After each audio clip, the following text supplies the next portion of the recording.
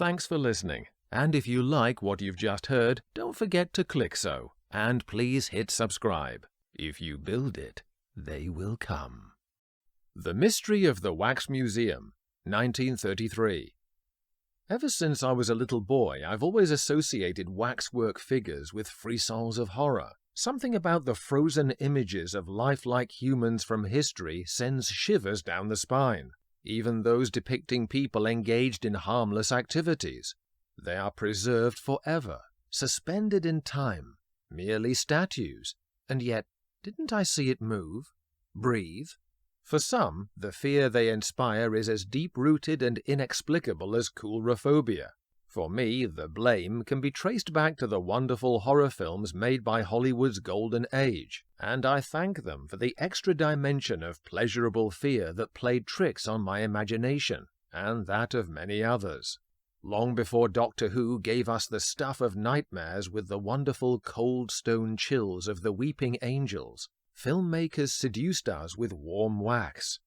The creatives behind the successful Dr. X in 1932 re-teamed for the following year's Mystery of the Wax Museum, a horror tale that developed the potential evil of wax humans first shown on screen in 1924's silent feature Waxworks, which I covered earlier. A welcome reuniting it was, combining among others the confidence of director Michael Curtiz and actors Lionel Atwill and the emerging screen queen Wray, all handsomely presented once again in glorious Technicolor. Sadly, this was to be the swan song for this format of two-color films for a while. The technique had proved expensive, and too many movies had been made without enough quality control, leading to audiences and critics complaining of an unreality about it. This film is a showcase for what the process could achieve, largely thanks to the art design of Anton Grote and the cinematography of Ray Renahan, also brought back from Dr. X. Like its predecessor, the sumptuous coloring of Wax Museum adds a modern freshness, and shows off the creamy skin tones of the wax models to luscious effect, one that is crucial in selling the story idea of their incredible realism. Don Mullally and Carl Erickson based their script on the 1932 short story The Wax Museum by Charles Spencer Belden. Curtiz demonstrates once more his sure handling of actors. There's not a duff note in the performances, and the pacing is well maintained. We are introduced almost immediately to Atwill as Ivan Igor, celebrated sculptor and part owner of a 1920s London wax museum. The gentle coiffuring of his hair and trimmed beard is nicely reminiscent of a neater Vincent van Gogh, a suave, aristocratic look that seemed to inspire the real-life fine arts expert Vincent Price in his 1953 remake House of Wax. Atwill also subtly alters his accent to what I believe is Hungarian.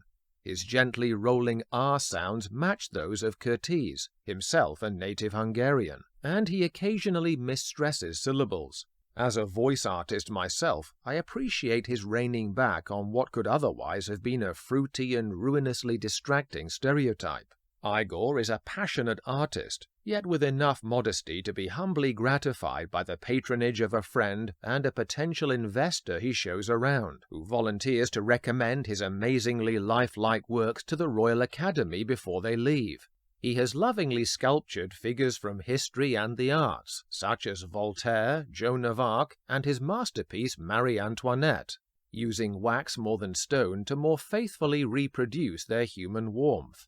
The glow of his visitor's flattery is soon muted, though, by the sudden appearance of Igor's business partner Joe Worth, Edwin Maxwell, who delivers the bad news that they are bankrupt, suggests that torching the museum for the insurance money is the best solution, and sets light to the place without waiting for agreement. They fight madly, but to no avail for Igor, who is knocked unconscious and locked into the museum by the fleeing Worth, while his beloved wax children melt tragically around him. Moving forward to 1933 New York, and the champagne cracks open to see in a new year. Here the pace really kicks in, amidst the hustle of a convincing city that never sleeps.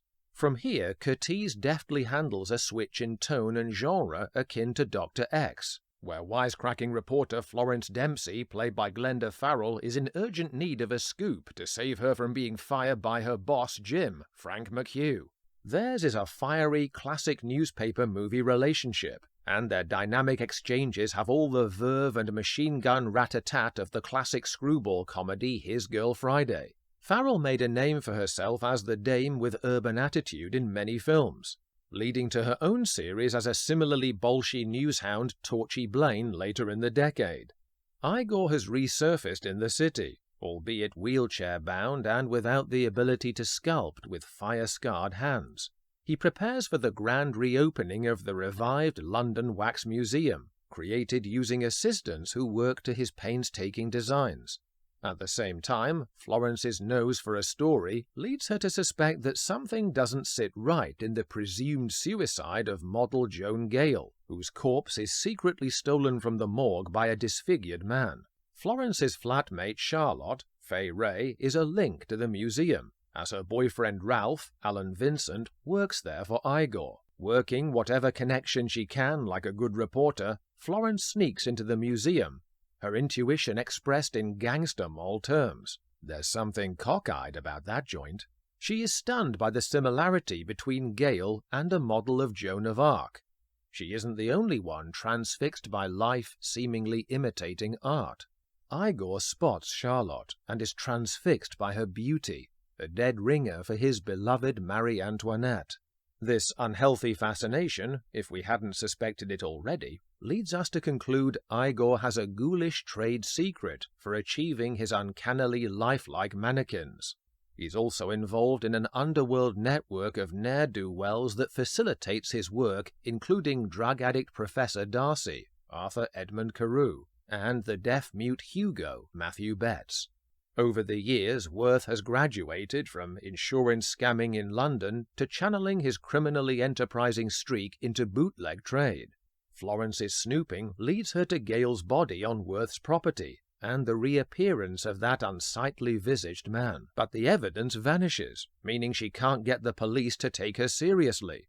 If only Charlotte had that benefit. She tangles with Igor in revelations she might wish she could unsee.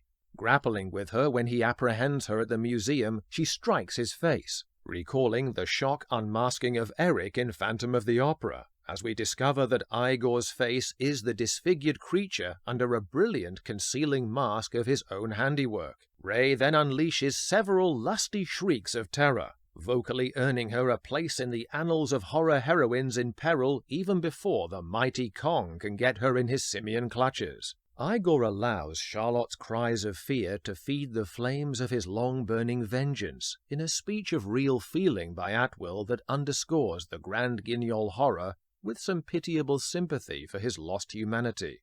He is a monster, yet one whose real ugliness is a good heart crippled beyond recognition into a seething, single-minded rage for rough justice. For 12 years, 12 awful years, this living dead man with his burnt hands and face has searched for this fiend. Now the account is closed. Charlotte's distress is redoubled when Igor opens a crate and out falls his nemesis Worth, boxed up like a bottle of his own illicit hooch.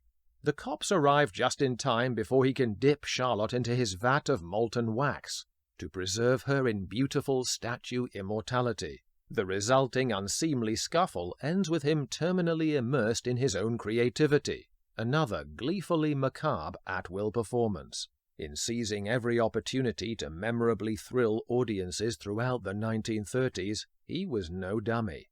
Mystery of the Wax Museum became one of the classic staple horror plots, revitalized in a celebrated color remake by director André de Toth in 1953 with Vincent Price, pioneering another cinema format of 3D. Thanks for listening, and if you like what you've just heard, don't forget to click so. And please hit subscribe. If you build it, they will come.